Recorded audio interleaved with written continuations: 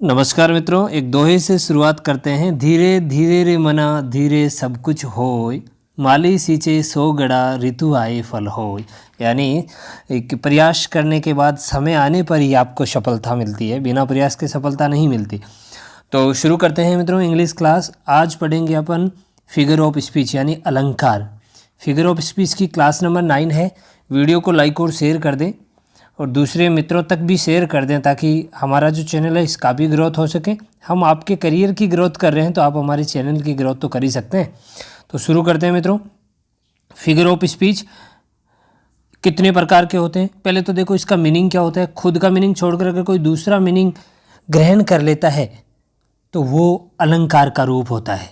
वो क्या होता है? फिगर ऑफ स्पीच होता है। अब देखो इसमें पहला कौन सा है? एलिट्रेशन। एलिट्रेशन का हिंदी मीनिंग क्या होता है? अनुप्रास अलंकार। तो एलिट्रेशन क्या होता है? एलिट्रेशन का हिंदी मीनिंग अनुप्रास अलंकार। इसकी डेफिनेशन देख लेते हैं, अब इसका मीनिंग देख लेते हैं। Repetition of same consonant sound at the beginning of words, यानी शब्दों की शुरुआत में कॉन्सोनेंट साउंड का आना, बार बार रिपीट होना, क्या कहलाता है? एलिट्रेशन कहलाता है। कैसे? फुल, फादम, फाइव, दे, फादर, लाइज। ये जो सेंटेंस है इसमें देखो एफ एफ एफ का रिपीटेशन हो रहा है। ये कॉन्सोनेंट साउंड का रिपीटेशन हो रहा है बिगिनिंग में, तो बिल्कुल ऐसा ही मीनिंग में लिखा है, तो ये क्या हो गया? एलिट्रेशन हो गया। वाइल्ड, वेस्ट, वाइंड, ये भी डब्ल्यू डब्ल्यू डब्ल्यू, 3 डब्ल्यू का जो रिपीटेशन हो रहा है तो ये क्या हो गया? एलिट्रेशन हो जाएगा। इस प्रकार के जो एग्जाम्पल जितने भी मिलते हैं वो किस में शामिल किए जाते हैं? एलिट्रेशन में। मित्रों आगे बढ़ जाते हैं। दूसरा है एजोनेंस। क्या है? एजोनेंस। एजोनेंस है, इसको हिंदी में कहते हैं सवर साम्य। अब सवर साम्य से आप समझ ही गए होंगे कि वहाँ रिपीटेशन वो कॉन्सोनेंट का होता है, तो यहाँ रिपीटेशन वोवल साउंड का होगा। Vowel sound at the beginning और मिडिल ऑफ वर्ड। अब यहाँ जो रिपीटेशन है जरूरी नहीं कि बिगिनिंग में ही हो, मिडिल में भी हो सकता है, लेकिन होना क्या चाहिए? वोवल साउंड होना चाहिए। तो वो क्या कहलाएगा? एजोनेंस कहलाएगा। देखो द माइल्ड आइड मेलनकली। अब देखो सवर का कहाँ हो रहा है? देखो माइल्ड आइड, ये लिखा हुआ AI, आइड में एआइड, तो ये AI ये कौन सा स्वर है? वोवल साउंड से। वोवल साउंड से यहाँ देखो वोवल साउंड की पुनरावृत्ति हो रही है, रिपीटेशन हो रहा है, तो ये वोवल साउंड की रिपीटेशन हो रहा है तो क्या हो जाएगा? एजोनेंस हो जाएगा। अब देखो गो स्लो, औ औ, ओवर द रोड, तो औ औ ये कौन सा साउंड है? ये वोवल साउंड है। इसका रिपीटेशन हो रहा है बिगिन में या मिड में हो रहा है, तो दोनों में क्या हो जाएगा? एजोनेंस हो जाएगा। अब देखो मित्रों यहाँ नोट लिखा हुआ है, इसको थोड़ा सा ध्यान देंगे आप। माइल्ड और मेलनकली में एलिट्रेशन भी है। क्या है? यहाँ क्या दे रखा है? माइल्ड और मेलनकली, दोनों में देखो एम एम कौन सा साउंड है? Consonant sound. दोनों का फर्स्ट में बिगिनिंग में रिपीटेशन हो रहा है, तो यहाँ क्या हो गया? एलिट्रेशन। लेकिन अगर माइल्ड आइड इनमें बात करें तो क्या हो जाएगा? एजोनेंस हो जाएगा। क्या हो जाएगा? एजोनेंस हो जाएगा। अब देखो मित्रों आपको जो इस तरीके का ये दे रखा है, तो इसमें अगर बता देता हूँ मैं, इसमें अगर ऐसा हो जैसे माइल्ड आइड मेलनकली, अगर कंटिन्यूसली अगर 3 से 4 वर्ड रिपीटेशन में आ रहे हैं कॉन्सोनेंट के, तो फिर वो क्या हो जाएगा? एलिट्रेशन हो जाएगा। अगर इस तरीके से आ रहे हैं जैसे माइल्ड और आइड, ठीक है, तो एक छोड़ के एक आ रहा है, जैसे यहाँ मिड में वोवल साउंड है, ठीक है, और बिगिन में क्या है? ये कॉन्सोनेंट साउंड है, यहाँ वोवल साउंड है, तो ऐसे केस में ये एलिट्रेशन नहीं हो पाएगा। ठीक है, कंटिन्यूस अगर साउंड आ रहे हैं रिपीटेशन तो फिर वो एलिट्रेशन हो जाएगा, और इसमें क्या हो जाएगा? एजोनेंस हो जाएगा। और यहाँ आपको नोट में वो बता दिया गया है। आगे देख लेते हैं सिमिली। सिमिली देख लेते हैं। सिमिली की आइडेंटिफिकेशन क्या होता है कि सिमिली को हिंदी में कहते हैं उपमा अलंकार।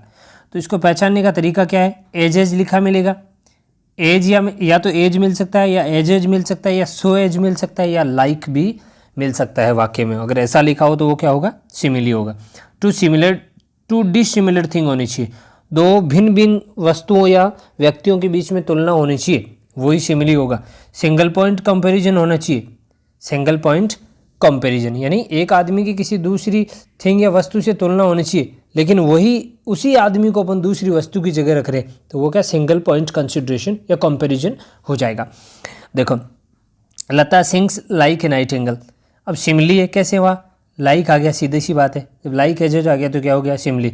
और डिफरेंट थिंग भी तो है, यहाँ तो लता है, लता की तुलना किससे हो रही है, नाइटिंगेल से हो रही है। तो दो अलग अलग वस्तुएं या दो अलग अलग, एक व्यक्ति और एक वस्तु का नाम हो गया। अब दो व्यक्तियों का साथ में नहीं कर सकते, जैसे यहाँ लता है तो ये हमें, जैसे देखो लता सिंग्स लाइक आशा भोसले, तो लता यहाँ व्यक्ति है और आशा भोसले भी क्या है, व्यक्ति है, तो दो समान चीज़ें हो गई ना। तो यहाँ तो कह रहा है कि डिसिमिलर थिंग होनी चाहिए, डिसिमिलर थिंग होनी चाहिए, तो ही वो क्या है, सिमिली है। तो यहाँ ये नॉट सिमिली, सिमिली नहीं है। लता और Asha Bhosle are same things, दोनों क्या पर्सन है, इसलिए क्या होगा, यहाँ सिमिली नहीं होगा। सिमिली के दो डिसिमिलर थिंग्स में ही होगा। तो यहाँ लता है या नाइटिंगेल दे रखा है, यही सिमिली कहलाएगा। आगे देख लेते हैं, देखो एक एग्जांपल और दे रखा है, my love is like, my love is like red red rose. यहाँ तो लाइक आया है इसलिए क्या हो जाएगा, सिमिली हो जाएगा। और डिफरेंट भी है, एक प्यार दूसरा रोज, तो डिफरेंट थिंग्स है, तो फिर क्या हो जाएगा, यहाँ सिमिली हो जाएगा। आगे देख लेते हैं मित्रों, मेटाफर। मेटाफर को हिंदी में कहते हैं रूपक। क्या कहा जाता है, रूपक। कॉम्प्रेस्ड ऑफ सिमिली, सिमिली का थोड़ा सा छोटा रूप होता है, कॉम्प्रेस्ड ऑफ सिमिली। अब इसमें आइडेंटिफिकेशन देख लेते हैं सिमिली की, सॉरी मेटाफर की। मेटाफर की आइडेंटिफिकेशन होती है कंपैरिजन टू डिफरेंट थिंग्स। वही दो भिन्न भिन्न चीज़ों में क्या होता है, कंपैरिजन होता है। सिंगल पॉइंट कंसीडरिंग होता है, यानी एक ही पॉइंट को कंसीडर किया जाता है, बट नॉट लाइक एज सो, यानी ये लाइक नहीं आता, एज नहीं आता, सो एज नहीं आता, ये चीज़ें इनमें देखने को नहीं मिलती है। तो देखो एग्जाम्पल के जरिए समझ लेते हैं, समझते हैं क्या लिखा है, लता इज नाइटिंगेल।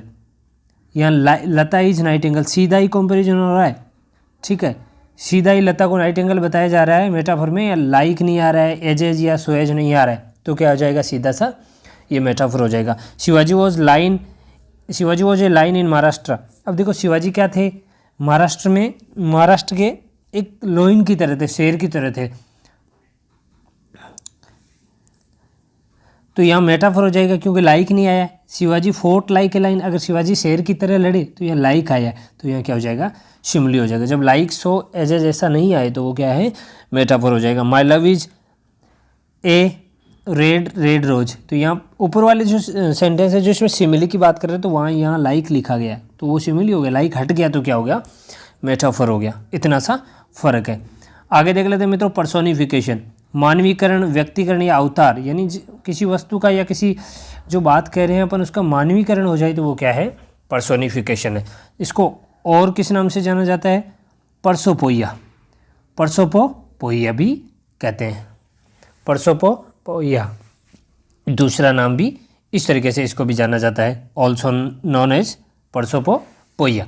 आइडेंटिफिकेशन क्या है, आइडेंटिफिकेशन है dead inanimate abstract lifeless things are treated as human being, यानी मर्त चीज़ें या जो जिसको अपन निर्जीव चीज़ें कह सकते हैं, या एब्स्ट्रैक्ट थिंग्स होती है जो जिनके केवल भाव प्रदर्शित कर सकते हैं, लाइफलेस जो जीवन नहीं होता जिनमें, ऐसी चीज़ें किस तरीके से व्यवहार करती है, वो एक मानव प्राणी की तरह व्यवहार करती है, ठीक है। तो इस केसेज में वो क्या कहलाता है, पर्सोनिफिकेशन होता है। देख लेते हैं एग्जाम्पल के जरिए, the moon belt her face. अब बताओ, मून लाइफलेस थिंग है ना, ठीक है, निर्जीव है, लेकिन ये वेल्ड हर फेस, उसने अपना चेहरा ढक लिया। अब चेहरा कौन ढकता है, या तो मानव ही ढक सकता है ना चेहरा, तो मून की तुलना किससे हुई है, मानव से, तो फिर क्या हो जाएगा, पर्सोनिफिकेशन।